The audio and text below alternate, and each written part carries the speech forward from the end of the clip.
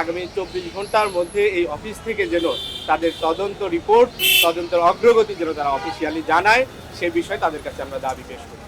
সরকারি এই দপ্তর থেকে এরকম মেইল পাঠিয়ে সেখানে হ্যাক করার জন্য যে প্রচেষ্টা চালানো হয়েছে সেটা নিঃসন্দেহে গর্হিত কাজ। সেটা আমরা আশা করেছিলাম যে আমরা সেটা প্রকাশ করার পরে এই অফিস থেকে সে ব্যাপারে তারা কি করলেন, কি উদ্যোগটা নিলেন, তদন্ত কি হলো, সে বিষয়গুলো আমাদেরকে জানাবে। কিন্তু আমরা এই কয়েকদিন পার হলো, এর মধ্যে যে তাদের কোনো রেসপন্স না পেয়ে আমরা আজকে সরাসরি এখানে অফিসিয়ালি দেখা করতে এসেছিলাম এবং তাদের কাছে আমাদের সেই লিখিত অভিযোগপত্রটি দিয়েছি। আমরা এখানে দেখা করতে আসার পরে এখানে মহামান্য রাষ্ট্রপতির সামরিক সচিব major general Mohammad Adil Chowdhury NDC-PSC তিনি আমাদের সাথে কথা বলেছেন। খুব ওয়ার্ম রিসিপশন তিনি আমাদের খুব ওয়ার্মলি রিসিভ করেছেন তিনি আমাদেরকে, এবং তার সাথে আমাদের প্রায় 1.5 ঘন্টার সময় বিস্তারিত কথা হয়েছে।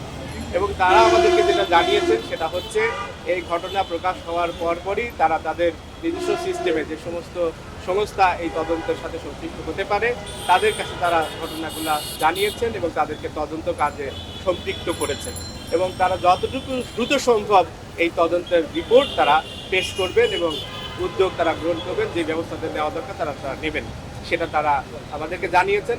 তবে আমরা আমাদের পক্ষ থেকে প্রত্যাশা ব্যক্ত করেছি, আশা করেছি, আমাদের দাবি জানিয়েছি, সেটা হচ্ছে যেহেতু সামনে ইলেকশন এবং এই ঘটনাটি খুবই মারাত্মক গর্হিত একটি কাজ, হ্যারাসমেন্টের একটি কাজ, এবং একটি মহল এই হ্যাকিংয়ের মধ্য দিয়ে যেই পোস্টটি প্রকাশ হয়েছিল সেই বিষয়টি নিয়ে রাজনীতি করার জন্য চেষ্টা করছে, যার কারণে আমরা দাবি জানিয়েছি আগামী 24 ঘন্টার মধ্যে এই অফিস থেকে যেন তাদের তদন্ত রিপোর্ট, তদন্তের অগ্রগতি যেন তারা অফিসিয়ালি জানায়, সে বিষয়ে তাদের কাছে আমরা দাবি পেশ করছি। এলো খবরের কাগজ, নিখাত, নির্ভীক, নিরপেক্ষ।